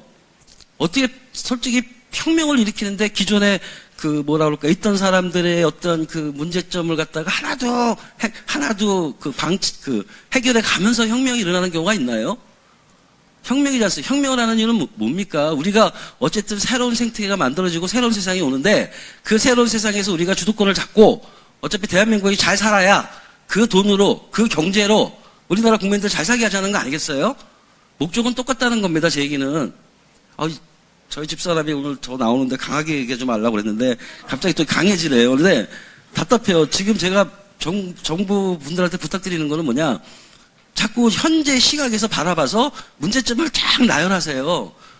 자꾸 중국이 ICO 금지한다고 얘기하죠. 중국이 ICO 그럼 중국 빼고 ICO 금지한 나라 있나요? 왜 중국을 봐요? 미국은 안 보고 유럽은 왜 안 보십니까? 꼭 자기들 입맛에 맞는 것만 레퍼런스를 삼으시더라고요. 그리고 중국은요, 굉장히 무서운 나라입니다. 여러분, 중국이 우주 굴기 하죠? 군사 굴기 하죠? 중국은 지금 화폐 굴기 하고 있습니다. 아까 정윤선 센터장님이 잠깐 얘기했는데, 지금은 쩐의 전쟁이 시작되는 게 아니에요. 디지털 쩐의 전쟁이 시작되고 있는 거죠. 중국은 기축통화를 원합니다. 왜? 세계 최강이 되기 위해서는 기축통화를 잡아야 돼요. 중국이 미국한테 꼼짝 못하는 게 두 가지가 있습니다. 하나가 기축통화, 하나가 군사입니다. 그 중국은 종이화폐로서의 기축통화는 제가 볼 때 조금 포기한 것 같아요. 앞으로 5년, 10년 후에는 디지털 법정화폐가 되는 디지털 쩐이 생길 거라는 거죠. 그래서 지금 모든 나라가 디지털 법정화폐를 개발하고 연구하고 상당히 실증 프로젝트를 하고 있습니다. 앞으로 세상은 디지털 법정화폐가 될 겁니다. 중국은 그 디지털 법정화폐에서 기축통화가 되길 원하는 전략을 쓰는 거예요. 디지털 쩐의 전쟁이 시작됐다고. 이거는 저같이 경제학을 모르고 법을 모르고 모르는 사람도 눈에 보이거든요. 왜 정부의 한국은행이라든지 이런 분들이 그런 걸 제가 볼 때 보실 것 같아. 우리나라도 뭘 해야 돼요? 디지털 쩐의 전쟁이 어떻게 우리가 준비해야 되는지에 대한 빨리 정책을 세우셔야죠. 우리나라 정책 중에 현금 없는 사회 만드신다며요. 그게 2025년입니다. 2025년도에 우리나라가 현금 없는 사회 만든다고 합니다. 뭘로 만드실 거예요? 동전 없는 사회 만들어진 거 아시나요, 여러분? 티머니 같은 걸로 만들었어요. 구축비 운영병도 여러 가지 어렵고, 저희가 얘기하는 거는 비트코인이나 이런 암호화폐를 디지털 법정화폐로 인정해달라는 얘기가 절대 아닙니다. 어차피 디지털 법정화폐를 만들면은 블록체인 기반의 좋은 기술이 있으니 이걸 가지고 한번 실증 프로젝트를 해봐달라는 얘기예요. 그래서 저는 볼 때 한국은행이 빨리 우리나라 디지털 법정화폐에 대한 정책 보고서가 나와야 된다고 봅니다. 그리고 그거를 위해서는 우리나라에 블록체인 전문가 많습니다, 여러분. 여기 계신 분들 블록체인 다 전문가들이고요. 이런 분들을 다 모아서 공천회 한번 해달라고 그렇게 주장을 했어요. 공천회 한번 합시다. 탈원전 할 때는 공청회 하잖아요. 근데 왜 이 암호화폐만 들어오면은 정부는 숨기는지 모르겠습니다. 저는 우리나라도 빨리 디지털 전해 전쟁에 들어가야 된다고 생각하는 사람입니다. 그래서 정부가 열심히 하는 거 알아요. 저도 공무원들하고 공무원분들하고 30년 일을 해봤기 때문에 저도 잘 압니다. 제가 전자선법을 처음으로 제안하고 전자선법을 기술 책임자로서 만든 사람이고요. 지금 여러분이 싫어하시는 공인인증서 만든 사람이에요. 그래서 정부 공무원들 분에서 얼마나 열심히 일하신 줄 알아요. 근데 지금은 발전하는 속도가 너무 빠르다는 거예요. 옛날에 우리가 인터넷 지능 정책 피고서 지금 우리가 인터넷 강국이 된 게 30년이 걸렸습니다. 왜? 하드웨어고 여러 가지가 있으니까. 근데 지금은 10년이 안 걸린다고 제가 말씀을 드렸잖아요. 그럼 더 빨리 제도를 하고 실증 프로젝트를 하고 국내에 있는 모든 전문가들하고 모여서 그럼 우리 앞으로 블록체인과 암호화폐 정책을 어떻게 해야 될지, 그리고 디지털 법정화폐는 어떻게 해야 될지, 이 블록체인 관련된 정책에 대한 공론화를 좀 빨리 만들어줘서 좀 토론이 좀 했었으면 좋겠어요. 아주 열띤 강연 감사합니다. 예. 그래서 그 4차 산업혁명의 이제 핵심적인 기술들, 블록체인, 인공지능, 알고리즘 이런 것들의 공통적인 이제 중요한 것들이 기술의 개발이겠지만, 아울러 이제 사회적 이슈가 공통적으로 어떤 첫 번째 문제가 투명성, 그 transparency. 과연 이제 예를 들면은 알고리즘에 의해서 나온 어떤 컨텐츠라든가 알고리즘의 자동 생성의 뉴스가 과연 투명하게 그 과정을 거친 것인가, 그런 문제들이 항상 이슈가 되는 것 같고, 또 블록체인에서 좀 가상화폐나 이런 문제에서 중요한 것이 신뢰성, 트러스트. 그래서 공인인증서도 요즘에 이제 폐지가 된다, 뭐 이런 이제 뉴스 보도도 있는데, 그런 신뢰성을 어떻게 앞으로 담보를 할 것인가. 또 앞으로 이제 또 세 번째 측면은 일단 책임성, accountability. responsibility. 예를 들면 뭐 자율주동차도 나오고 그런데, 만약에 미국에서 최초로 자율주동차가 사고를 일으켰는데 과연 거기에서 책임을 누구한테 부여를 할 수 있는가, accountability의 문제들. 이런 세 가지의 문제들이 이제 중요한 이슈들로 떠오르고 있는 것 같고, 또 물론 여러 가지 이제 측면들이 있겠지만, 어떤 전문가는 그렇게 얘기하더라고요. 4차 산업혁명은 사용자 중심의 혁명이다. 결국은 이제 여러 가지 기술이나 여러 가지 어떤 혁명들, 그런 것들이 사용자가 받아들여야 되는데, 일상생활에서 받아들여야 되는 거지. 예를 들면은 지금까지 무슨 어떤 로봇이라든가 챗봇이라든가 이런 것들이 많이 나오지만, 실질적으로 우리가 실생활에서 대화를 하고 친구처럼 대화를 할 수 있는, 실질적으로 쓸 수 있는 로봇이나 가상 로봇이 얼마나 되는가 하는 것이죠. 그러니까 사용자가 가장 받아들이기 편하고 사용자들의 어떤 편익을 도모할 수 있는 것들이 4차 산업혁명이 돼야 된다고 생각을 어떤 전문가 얘기하고, 그런 측면에서 많은 이슈들이 나온다고 생각합니다. 그러면 여기서 그 플로어에서 어떤 질문들을 좀 받아보고 또 자유롭게 좀 토론을 이어갔으면 좋겠습니다. 플로어에서 아무 질문, 예.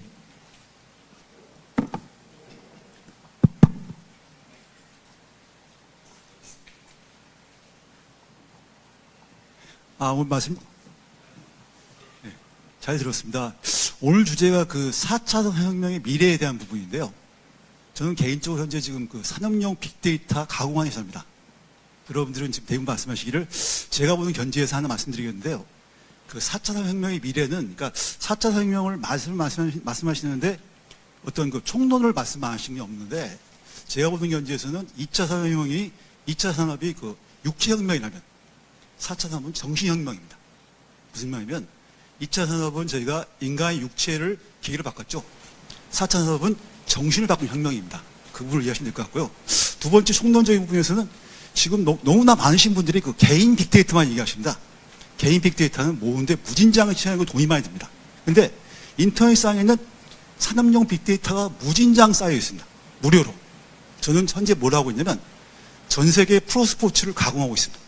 메이저리그, 유럽 축구, 뭐 NBA, 아이스하키, 테니스를 제 혼자 하고 있습니다. 이게 앞으로 우리나라의 미래인데, 지금 저도 수많은 세미나 가보면 전부 다 말씀하신 게 개인용 빅데이터만 얘기하시는데, 대한민국의 미래는 산업용 빅데이터를 가공해서 하는 것이 개인적으로 미래라 생각하기 때문에 제 말씀은 간단히 드렸습니다. 네, 감사합니다. 좋은 지적해 주셨고요. 그래서 4차 산업혁명, 2차 산업혁명, 3차 산업혁명 그 구분이 과연 무엇인가, 뭐 이런 얘기도 많이 하고, 또 미국의 유명한 미래학자 레이 커즈와일이라는 분이 특이점을 얘기하셨거든요. Singularity Point라고 그 기술과 인간이 어떤 합치가 되는 그 집점. 그래서 어떤 전문가는 4차 산업혁명이 바로 그 특이점을 도달하는 과정이다. 그래서 레이 커즈와일이 어떤 기자가 물어보니 그러면 특이점이 오는 시점이 몇 년이라고 그랬더니 2037년이라고 정확하게 얘기를 해서 왜 2037년이냐 그랬더니 대충 그럴 거다 이렇게 생각을 하고 아무도 얘기를 못 하는 거죠. 언제 그게 오고 언제 실질적으로 그런 건지 오는 건지. 그래서 그런 것에 좀 답변이 하실 분이 좀 있으니까 선생님이 좀 얘기를 해주시면, 예. 아까 선생님이 했던 질문에 대해서. 예, 뭐 산업용 빅데이터는 당연히 중요해서 저희가 아마 말이 나왔지 않았던 거라고 생각하고요.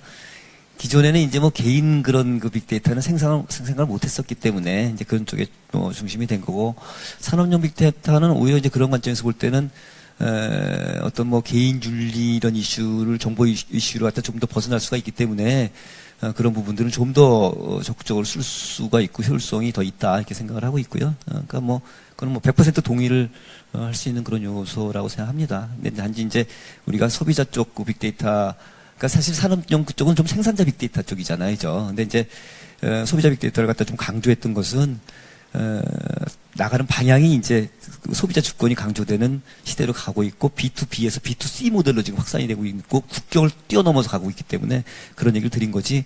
당연히 기업 산업 쪽의 그 생산 빅데이터는 굉장히 중요하죠. 그래서 그걸 더 적극적으로 활용해야 된다고 생각하겠습니다.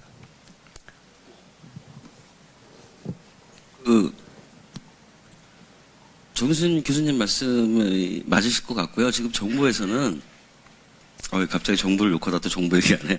정부에서 충분히 이거에 대한 가치를 보시고요. 지금 어떤 모 부처에서는 뭘 지금 개발하고 있냐면 이제 글로벌 데이터 그 거래망을 블록체인에 올리는, 그러니까 블록체인 기반의 글로벌 데이터 거래망에 대한 사업을 지금 추진하고 있어요. 그 안에 들어가는 이제 뭐냐면 결국은 데이터에 대한 가치를 우리가 창출해야 되지 않습니까?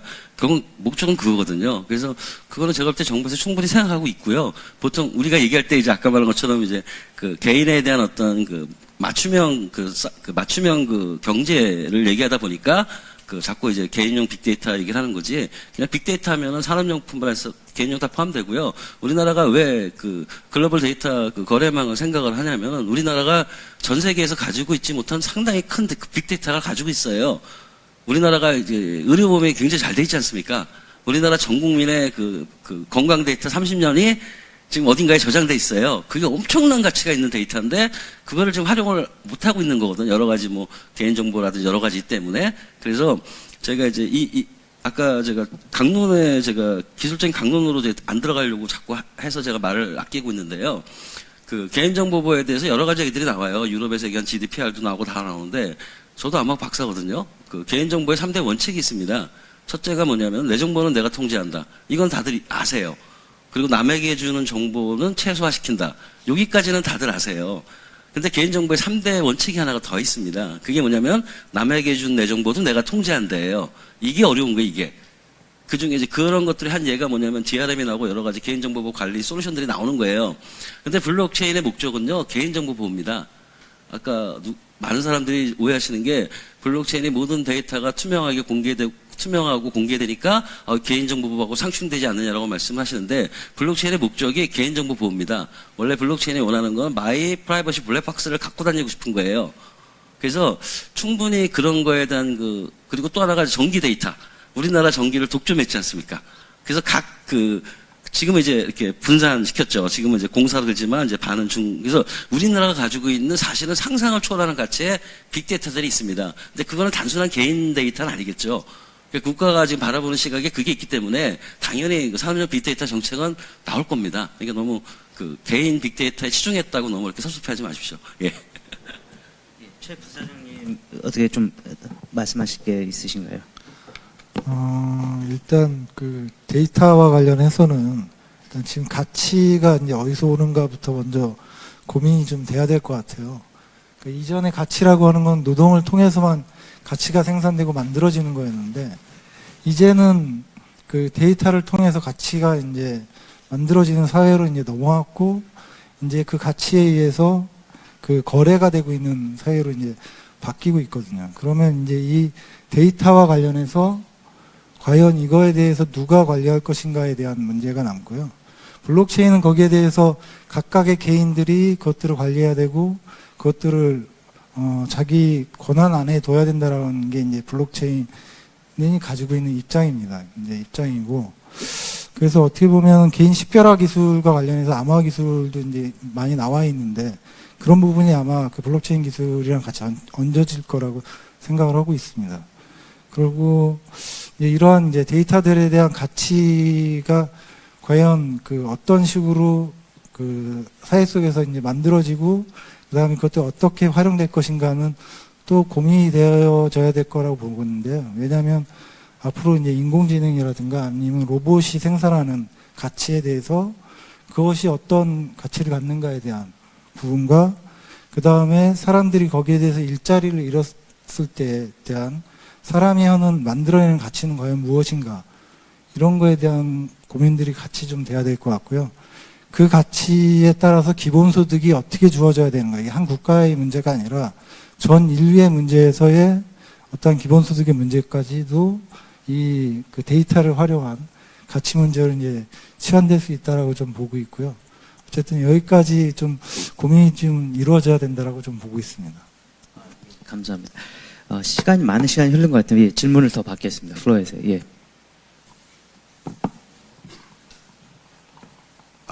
저는 저기 좀, 왜 4차 산업혁명인가 좀 그걸 좀 묻고 싶습니다. 그러니까, 좀 그게 좀 명확하지 않거든요. 왜 4차 산업혁명인가? 그러니까, 예를 들자면 이제 1차 산업혁명이라는 데 거기는 보면 가장 무동력의 동력으로 발견됐잖아요. 그러니까 예를 들면 이제 대표적인 게 방적기 같은 경우 보면 방적기가 발명됨으로 해서 그 증기기관을 이제 동력으로 해서, 영국이 이제 모직 생산량의 한 80%, 전 세계의 생산량을 독점을 했죠. 그래서 오늘날 지금 양복을 입고 있는 게 그 시대 때에 표준화돼서, 그럼 2차 산업혁명은 뭐 아시다시피 그 증기기관의 동력이 전기로 변하면 왜냐해가지고 전기로 변해서 이제 모터가 발견되고 또 모터가 이제 공장의 동력으로 돼서 생산성 향상을 상당히 증가시켰잖아요. 그리고 3차 혁명은 이제 컴퓨터, 대표적인 게 그렇죠. 컴퓨터가 이제 이렇게 자동화로 인해서 생산의 효율성이 증가가 됐죠. 근데 이제 4차 산업혁명의 특징은 이제 크게 그거잖아요. 유선통신이 무선통신으로 바뀜으로 인해가지고 이제 커넥티비티가 증가됐다. 근데 이런 같은 산업혁명들은, 그 생산성 증가가 급격하게 이루어졌는데, 이게 3차 그 컴퓨터 자동화 그 연장이고 통신 방식이 이렇게 바뀐 것 뿐인데, 그렇게 할 만큼 생산성 증가가 급격하게 돼서 산업혁명이라고 얘기할 수 있는 만큼 그런 게 있느냐, 그런 걸 질문하고 드리고 싶고요. 특히 블록체인이 그 4차 산업혁명의 뭐 이렇게 열쇠, 또 이렇게 중요 기술이라고 하겠는데, 블록체인이 어떤 면에서 이렇게 생산성을 증가시켰는지 좀 알고 싶습니다. 아주 좋은 질문이신 것 같습니다. 그래서 정 교수님이나 박 교수님께서. 제가 얘기해 볼게요. 네. 일단 4차 산업혁명의 특징으로 볼 수 있는 거는, 일단 분권화됐다라고 하는 측면에서 아주 중요한 겁니다. 그러니까 지금까지의 산업이 다 대량 생산과 대량 소비, 뭐 이제 이런 형태의 그 행태를 가지고 국가나 시장이 주도했다고 하면, 지금 앞으로의 그 4차 산업혁명에서의 그 중요한 부분은 분권화돼서 자율화된 조직이 그 피어 생산, 그러니까 각자 생산을 자유롭게 하고 그 생산에 의해서 자기가 그 소비하고, 그 다음에 그 생산을 하는 것들이 그 IoT나 여러 가지의 그 모집된 데이터를 바탕으로 해서 그 그냥 무조건적인 생산이 아니라 그 맞춰주는 생산으로 가고, 이러면서 이제 생산력이 상당히 발전하는 형태로 이제 완전히 바뀌는 거죠. 그래서 완전히 분권화되고 그 다음에 그 분산화된 형태의 생산으로 바뀌어가는 과정이고요. 거기에서의 블록체인이 아주 중요한 그 역할을 하게 됩니다. 왜냐하면 그 분산화 분권화된 형태에서 신뢰할 수 있는 거래들을 블록체인이 만들어주는 거고요. 그 신뢰에 대한 거래들을 만들어주는 데 있어서 그 중앙이 없이 분권화된 상태에서 자율화된 조직으로서 굴러갈 수 있게 해주는 기술들을 블록체인이 제공한다, 이렇게 보시면 될 것 같습니다.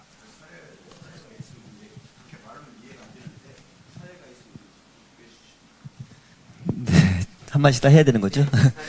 예, 뭐 지금 예, 사례요?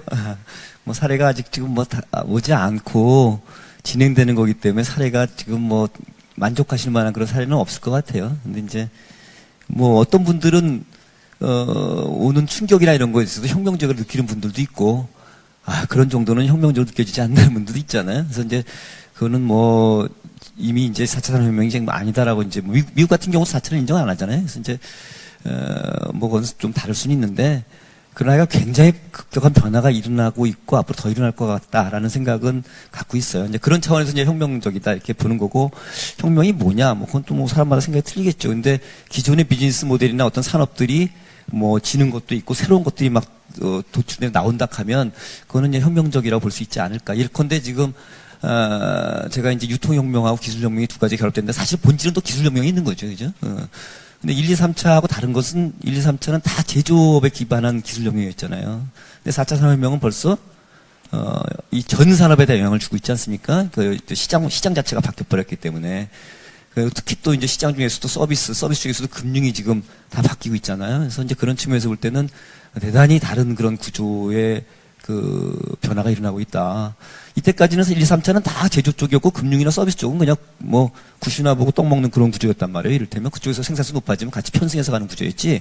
지금은 이 자체가 먼저 바뀌고 있다. 그리고 4차 산업은 혁명은 제가 유통혁명을 갖다가 굳이 강조하는 이유는 디지털 기반의 혁명이면서 그 디지털 기반의 인프라 기술이 결합됐기 때문에 유통혁명을 뺄 수가 없다는 거예요.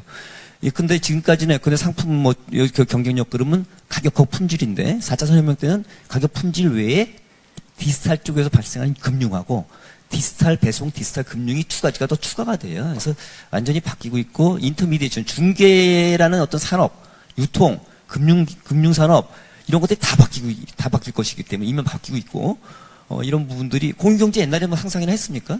그거 갖다 누가 만약 인프라 갖다가 자기 돈 들여갖고 만약 한다 했으면 그런 비즈니스는 아무도 안 했을 거예요. 근데 알게 모르게 그런 것들이 이미 다 엄청난 변화를 일으키고 있다는 측면을 말씀드리고, 이제 기술적인 게 막 본격적으로 들어오잖아요. 그러면 비즈니스 모델은 대단히 많이 바뀌게 된다.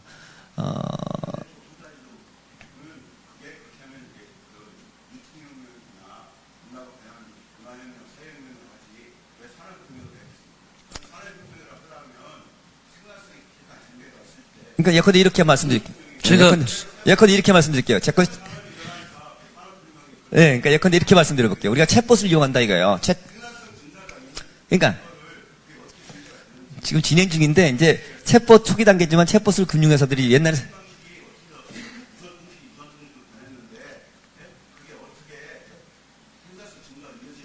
근데 이제 저도 그렇지만 우리 선생님들도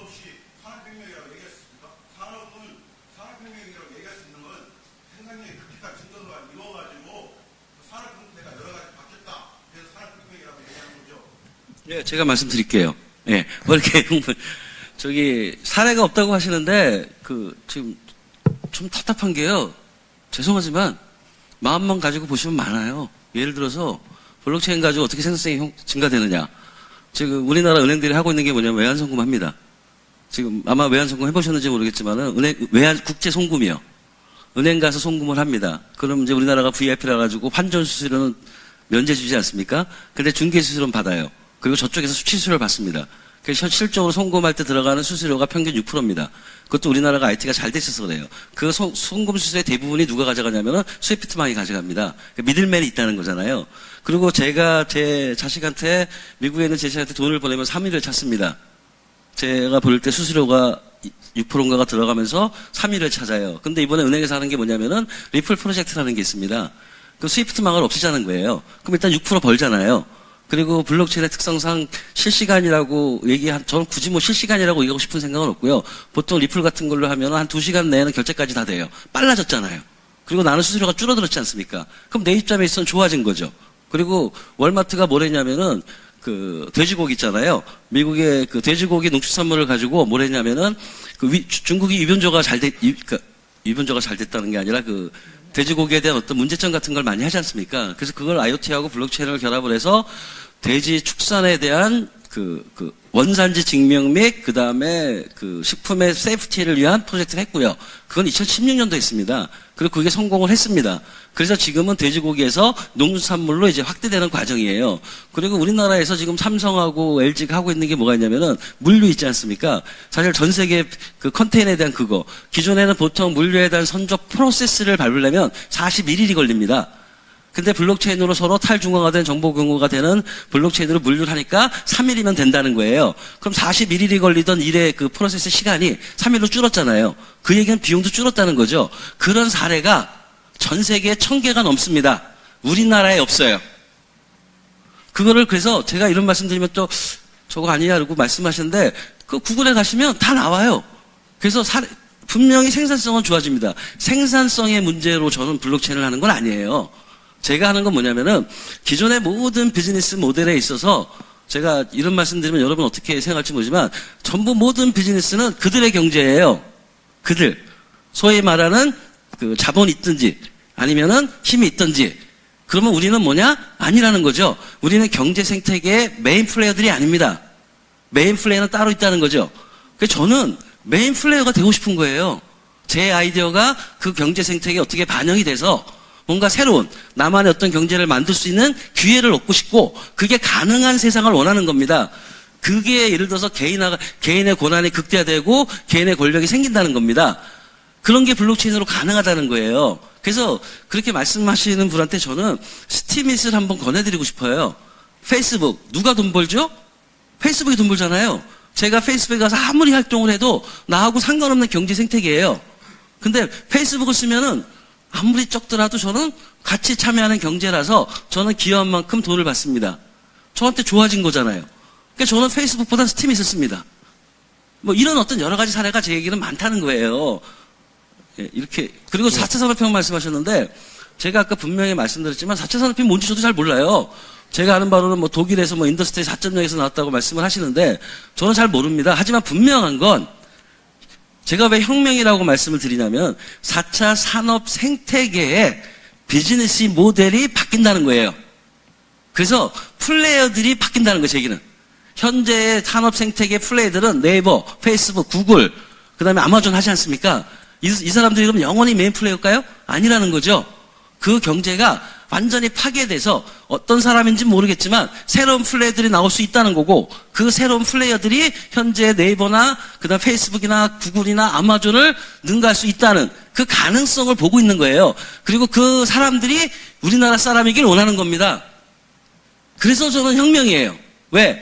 기존의 경제 시스템을 이루는 메인 플레이어들이 바뀌니까. 그래서 혁명입니다.